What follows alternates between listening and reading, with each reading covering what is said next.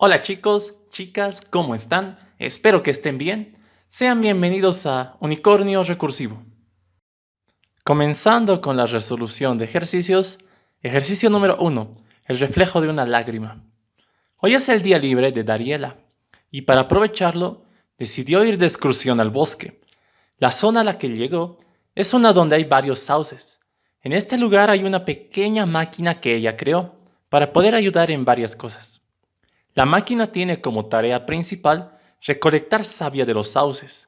Esta es utilizada para la creación de un componente que ella está investigando. La máquina solo puede almacenar 90 unidades de savia. La única manera de liberar espacio es utilizando la savia que se tiene almacenada para crear el componente del cual daría la llama reflejos de lágrimas. Nombre que se le ocurrió debido a que la savia que brota de los sauces se asemejan a lágrimas. La máquina puede condensar la savia que contiene para crear el componente. Se necesitan 50 unidades de savia para crear un reflejo de lágrima. La cantidad de reflejos de lágrima que la máquina puede guardar son 20. Si en cualquier momento se quiere agregar savia o crear el componente sin haber espacio para hacerlo, la máquina debería indicar por mensaje que no puede realizar esta acción, espacio insuficiente. Caso contrario, indicaría por mensaje que la acción ha sido completada con éxito. La máquina también te permite retirar todos los componentes que tenga almacenados. Por último, y como toda buena máquina, este tiene un botón de encendido y un botón de apagado. Cuando la máquina está apagada, no puedes realizar ninguna acción. Solo cuando la máquina está encendida, puedes realizar sus diferentes tareas. Se te pide: inciso A, realizar el planteamiento de solución y diagrama de clases. Inciso B, implementar el constructor que te permita crear objetos de tipo módulo robótico. Y el último, implemente los métodos necesarios para el correcto funcionamiento del programa. En resumen, este es nuestro primer ejercicio. Como dato, ante cualquier ejercicio siempre lean y entiendan qué es lo que les están pidiendo. Mejor si lo leen una, dos, tres veces, hasta realmente comprender qué es lo que quieres hacer, porque no puedes programar algo que no sabes qué va a hacer, así que es importante entender el problema. Por otra parte, por muy largo que sea, normalmente tienes que aprender a discernir datos que son útiles de datos que no. Por eso es bueno leerlo más de una sola vez. En este caso, vayamos directamente a implementar nuestra solución y vamos a ir explicando a medida que hacemos el código sus diferentes partes y el porqué de cada cosa. Estamos aquí entonces en el BlueJ. ¿Y qué es lo que vamos a hacer? Empezamos creándonos una clase. Vamos a crearnos una clase y te dice: dame el nombre de la clase.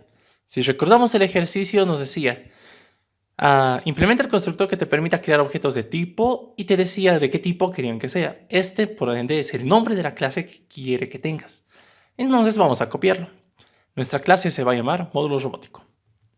Ya está, la clase se ha creado. Entramos y, como siempre, todo el código que se autogenera no nos interesa. ¿Por qué? Porque nosotros tenemos que crear nuestro propio código. Entonces lo vamos a borrar. ¿Con qué empezamos? La primera parte, normalmente, los atributos. Tenemos que identificar qué características tiene esta mi clase módulo robótico. Recordando un poco el problema, te decía, su principal tareita va a ser recolectar savia. Necesita guardar savia en algún lugar. Entonces, empecemos por ahí. Vamos a tener un atributo que es privado. Va a ser de tipo entero porque hasta donde decía el problema nunca te decía puede guardar 1,5 de savia o 1, tantos. No era muy específico. Por lo tanto, nosotros somos felices con un entero. Y le vamos a llamar savia. Podrían llamarle cantidad de savia para que suene mejor. Cantidad de savia. Para que suene mejor. Al final, el nombre que vayan a ponerle a un atributo, una variable local, un parámetro o un método, siempre tiene que ser autoidentificativo, cosa que no dé lugar a confusión a otro que vaya a leer el código. ¿Ya? Eviten poner nombres genéricos como variable X, variable Y y tal, porque a veces se te olvida y se te va. Continuando, ¿qué más tenemos? Te decía que con la savia que recolecta puede crear componentes, es decir, los reflejos de lágrima. Entonces necesita también saber cuántos componentes ya lleva creados, porque tienen un límite, ¿verdad? Entonces eso también llegaría a ser otro atributo, un private int componente. O bueno, en este caso, cantidad de componentes. Componente. Ya está. En este caso, los nombres de variables sí se te permite ponerlo en plural, algo que no suele pasar en los nombres de clase por si acaso. Si le pones un nombre a una clase en plural, normalmente por protocolo te va a decir que está mal. Obviamente que sintácticamente hablando no hay ningún lío, pero no es algo que te recomiendan hacer. Siempre manténlo en singular. Pero esto al ser un atributo puede ser cantidad de componentes, cantidad de savia. Bueno, está bien, suena bien, los dos andan bien. ¿Qué más tenemos? Por último te decía, el robot puede estar prendido o apagado.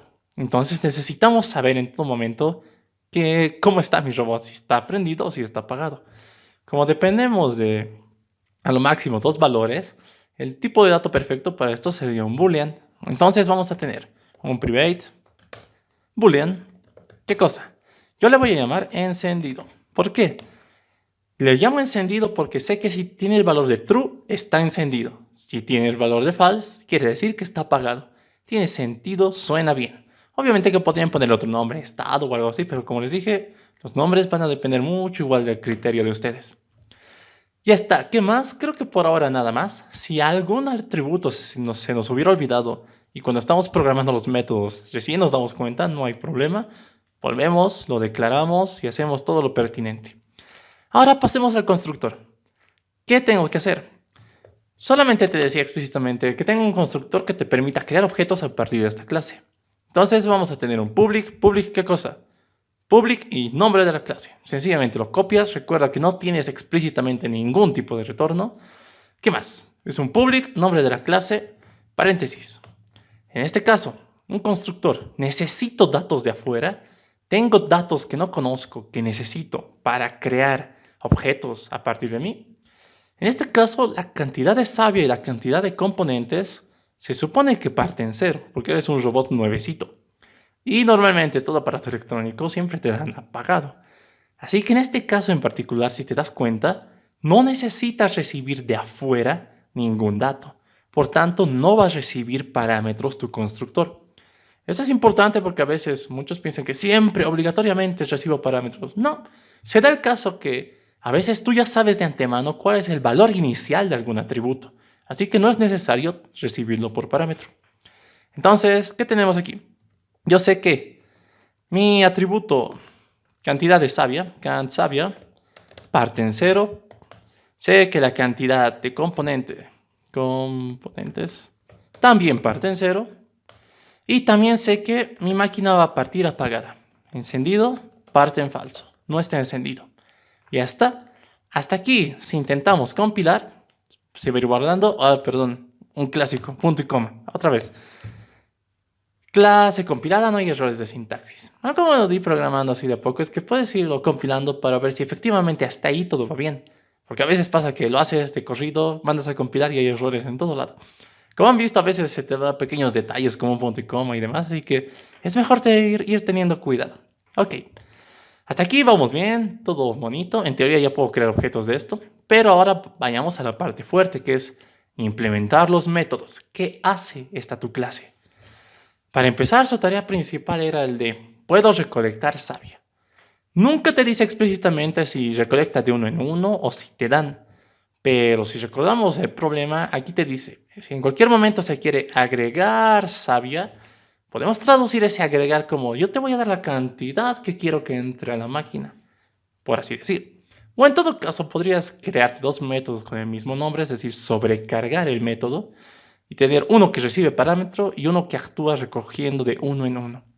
En este caso, como aún no estamos en sobrecarga o sobreescritura, ni nada de esas cosas, bueno, sobrecarga, pero esas son dos cositas que lo vamos a ver más adelante. Vamos a limitarnos a crear un solo método. ¿Bajo qué comportamiento? Vamos a recibir por parámetro la cantidad de savia que quieres que ingrese al módulo robótico. Entonces, vamos a tener un public que te devuelve. Te dice que te devuelvan mensajes. Por tanto, vamos a devolverlos en formato de cadena. No los vamos a imprimir directamente. ¿Qué se va a llamar mi método? Recolectar savia. Recolectar savia. Ya está. En este caso, algo importante que igual les quiero decir. Casi el 90 y tanto por ciento de las veces, siempre te vas a dar cuenta que algo es un método porque es un verbo. Casi siempre. En cambio, si te das cuenta, los atributos no son verbos. Son ¿qué? Características, son cosas, son palabras que no son verbos. Así que eso es un gran criterio para empezar a diferenciar, porque hay veces que te sueles confundir, al menos cuando estás aprendiendo.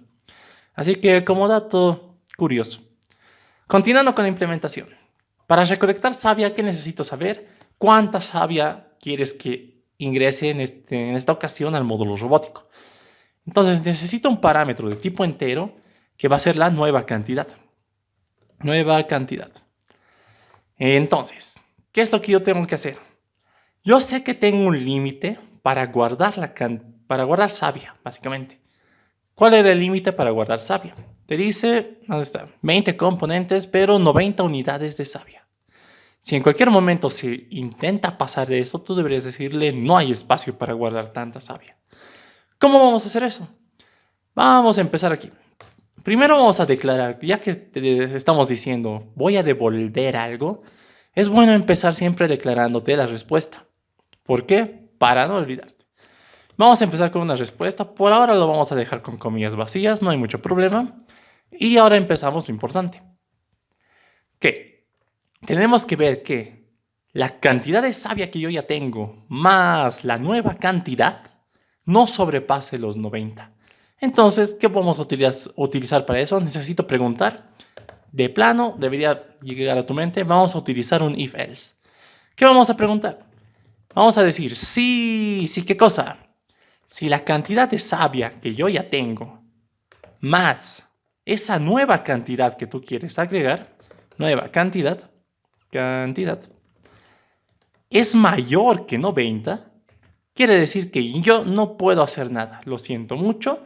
Entonces puedes decir aquí que tu respuesta va a ser que si es mayor que 90 quiere decir que se está pasando, por tanto deberías decir ¿qué cosa? Según el enunciado del problema deberías decir no puedes realizar esta acción, espacio insuficiente. Entonces esa va a ser tu respuesta cuando se pase. Ya está. Esto lo vamos a borrar. Listo, ya tienes tu respuesta para el caso en el que se pasa. Ahora, ¿qué pasa si te dicen no, qué cosa? Te cuento que la cantidad de savia más la nueva cantidad no es mayor que 90. Es decir, si esto se evalúa falso, se va a ir a ejecutar lo que está en el else. Entonces, caso contrario, si no es mayor que 90, quiere decir que es menor o igual. Por tanto, llega hasta ahí. O bueno, como puede ser menor o igual, aún está dentro de los límites de lo permitido. Por tanto, en ese caso, tu respuesta, ¿qué debería ser? Tu respuesta debería ser, si vamos a recordar el problema, debería ser, la acción ha sido completada con éxito. Copiamos y pegamos. La acción ha sido completada con éxito, pero esto no queda ahí por si acaso, porque tienes dos mensajes, perfecto, pero cuando agregas algo, es decir, en este caso, cuando has podido agregar, necesitas indicarle que necesitas reflejar el cambio. Ya que estás agregando esta nueva cantidad a tu robotito debería enterarse de eso. ¿Cómo lo va a hacer? Vas a decir, mi atributo o cantidad de savia va a ser igual a qué. Quiero que actualices la variable. Entonces, ¿cuál va a ser su nuevo valor? Lo que ya haya en esa variable, es decir, vas a ser igual a qué? A lo que ya hay en la variable cantidad savia más ¿qué cosa? Más esta nueva cantidad. Lo que estás haciendo aquí es actualizar el valor de tu atributo. Entonces ya estás viendo reflejado ese cambio. Nada más, esto sería todo. Pase lo que pase, aquí fuera del if else, tienes que retornar una respuesta. Si mandas a compilar esto, clase compilada, no hay errores de sintaxis. Todo va bien. Eso, un pequeño método con un if else simple.